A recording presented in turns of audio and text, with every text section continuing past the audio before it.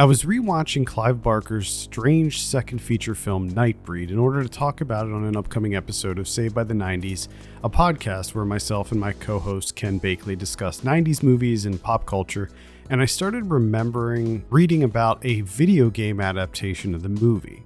As it turns out, there were not one but two computer game tie-ins for the film. I never played either one and I knew very little about them, so I thought, hey, it might be fun to take a look at them and see how they turned out. Originally planned as a trilogy of games, they were developed by Impact Software and published by Ocean Software, one of the biggest European video game companies of the time. That doesn't necessarily mean we have a quality product on our hands here. Ocean was notorious for their licensed games buying up movie properties left and right, often producing mediocre adaptations at best and unplayable pieces of garbage at worst. I actually covered an Ocean game on this channel a few years back when I made a video about the Hudson Hawk games. Only two of the planned 3 Nightbreed games were released due to poor sales, but in just a minute you'll see why that's actually a blessing. In case you're unfamiliar with the film, the gist of it is that there's this guy named Boone who believes he's going mad after having these crazy dreams involving monster-like creatures, and his psychiatrist, interestingly played by David Cronenberg, convinces him he killed a bunch of people and causes him to go on the run, ending up in this graveyard inhabited by the Breed, which is a race of superhuman creatures. One of them bites Boone and he turns into one of them, just in time too, because shortly thereafter he gets shot to bits by the cops after the crazed psychiatrist yells that he has a gun. Boone comes back to life, however, due to his new monster powers, and takes refuge in the graveyard, which is hiding a whole underground city called Midian. Now Boone must save his girlfriend from the clutches of the real serial killer who's hunting her and protect the Breed from a trigger-happy gang of militia members. It's not really a great movie, but it is great fun, and I would recommend checking out the director's cut version, which is currently free on Amazon Prime at the time of this recording. For a deeper discussion about the film itself, tune into the February episode of Saved by the 90s. I'll throw a link in the description. But let's talk about the games. The first one is Nightbreed the Interactive Movie, which is supposed to be an interactive retelling of the film that allows players to make choices and help Boone save the day. Both of the games I'll be playing today are the Amiga versions, however, they did come out for a number of different systems, including DOS. These are also abandonware and can be played for free in your web browser or downloaded on some abandonware sites. I'm not going to list them here. In fact, the Internet Archive might even have them. So right off the bat, I had no idea what to do here. After a quick intro and some horrific text, we're brought to this map with no real indication of what to do. I was clicking everywhere, hitting all the keys on my keyboard, and I finally figured out that you have to drive the car by clicking the closest bend or intersection in the road. It's sort of aiming to be like a choose your own adventure, but it really only seems like there's one path you can take in order to progress. So first I went straight up to the police station and landed in the hospital, but broke out that night after someone mentioned Midian. I made my way up to Midian, busting through a roadblock, and got shot up by the police, similarly to the movie, but I didn't get bit by the Breed dude, so I just died. Trying it again, I went directly to the hospital, which ended up with the same result as going to the police station. I started heading back up to the graveyard, but this time when I went through one of the roadblocks, I wrecked the car and ended up back in the hospital, but broke out again. This time, when I made it to the graveyard, I chose to go inside, finding Peliquin. After a scene showing him get bitten, there's a minigame where I had to rapidly press spacebar to outrun Peliquin, and then I ended up back in front of the graveyard, only to get shot up again, but this time I got the Breed juice, so I resurrected that evening and busted out of the morgue. Among its many problems, the rate at which I had to change discs in this game was utterly ridiculous. I know that a 3.5-inch disc only has a small amount of space on it, but I feel like they could have done something to make this more efficient. There were times when I would have to swap the disc only to play a 5-second scene before having to switch back again. Again, this is a symptom of the era, but the load times were completely out of control as well. There were so many and they were so long, sometimes I thought the game froze.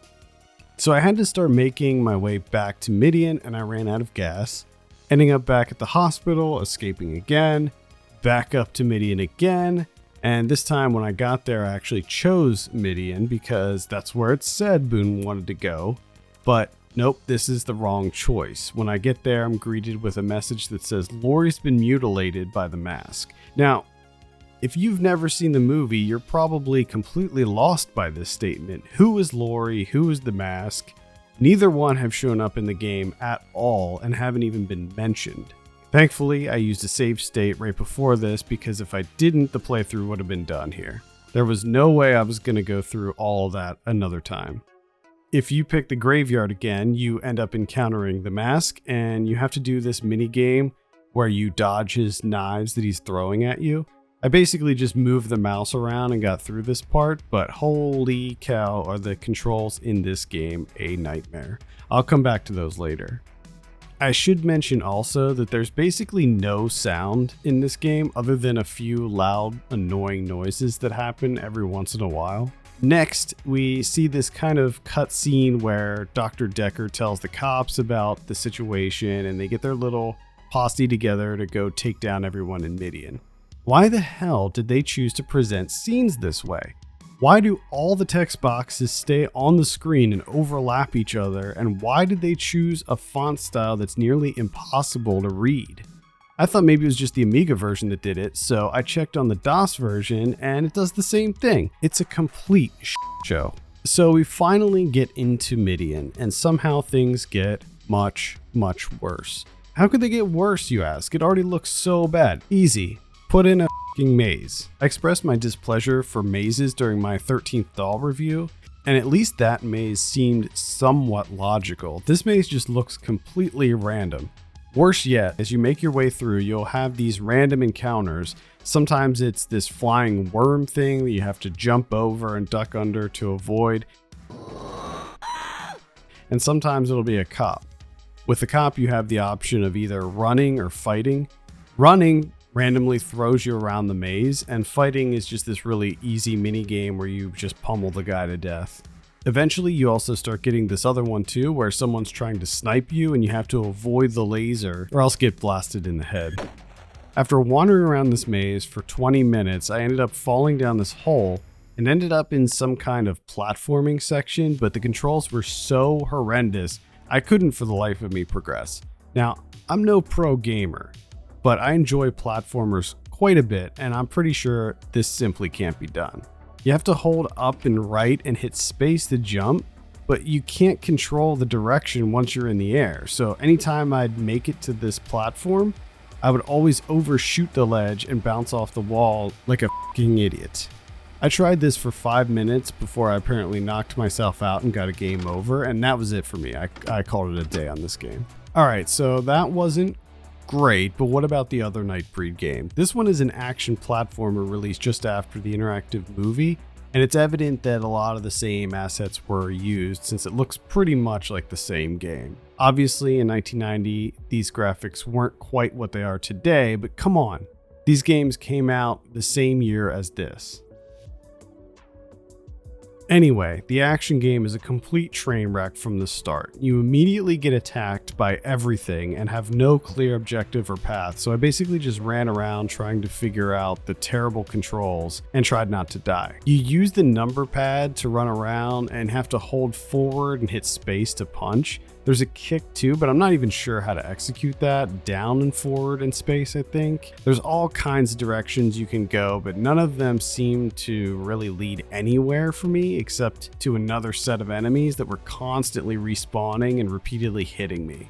It's next to impossible to avoid getting attacked, and there's really no way to dodge. You just get stuck and have to hope that you'll kill them before they kill you.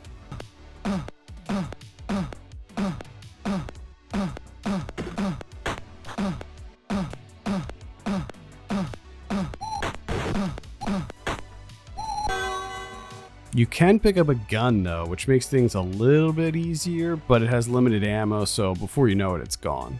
Certain sections of the graveyard let you go down into Midian where there's just more of the same. Tons of monsters, soldiers, fire, grenades, landmines, time bombs, and other perilous things that are impossible to avoid. This creature pinned me in a corner, and I was fighting him for what seemed like 10 minutes before I figured out that bullets and punches don't do anything, but if you kick him, it launches him across the screen. I played this one for exactly 15 minutes before I got completely fed up and quit. Here's something crazy. So when I was doing research on these games, and there's not a lot out there, but I did find in the Internet Archives an old issue of The One magazine from October 1990 where they review both the action game and the adventure game. The interactive movie got a 75% and the action game got an 80%. For the life of me, I can't figure out these scores. For the interactive movie, it says Nightbreed's single biggest flaw is the fact that there's really only one way to play it. No, sorry, that is not the single biggest flaw. There are many, many, many flaws. And for the action game, it says Nightbreed is one of the more competent arcade adventures available. Give me a break.